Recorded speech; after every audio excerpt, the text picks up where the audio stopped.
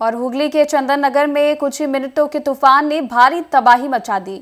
नारवा क्षेत्र बुरी तरह से प्रभावित हुआ है। तो वहीं स्थानीय निवासी सुप्रियो डे ने बताया कि शाम के समय नारवा सरकार पाड़ा में अचानक तेज तूफान आया, जिससे कई घर क्षतिग्रस्त हो गए हैं। तो पेड़ पौधे गिर पड़े और आम का पेड़ टूट गया।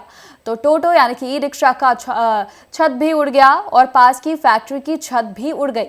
हालांकि राहत की बात यह रही कि कोई व्यक्ति घायल मृत नहीं हुआ। और वहीं निवासी पिंटू पाल ने बताया कि जब उन्हें फोन पर खबर मिली तब पता चला कि इतनी भारी क्षति हुई है।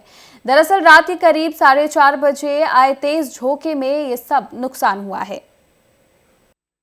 एकदम ক্ষয়ক্ষতি আমি তো 7টার সময় প্রচুর ফোন করলো জানতে পারলাম এই ঘটনা ঘটেছে। এটা কি রাত্রি ঝড়ের? রাত্রিরে না 4:20 যখন ঝড়টা হয়েছে সেই ঝড়টা 2-3 সেকেন্ডের মধ্যে। আশ্চর্যজনক ঘটনা। এটি থেকে কি ভগবান না দুর্গা সমস্ত কাজ মিটিয়ে দিয়ে তারপর জলে ফেলার পর তারপর ঝড়েতে এই ক্ষতি হয়েছে।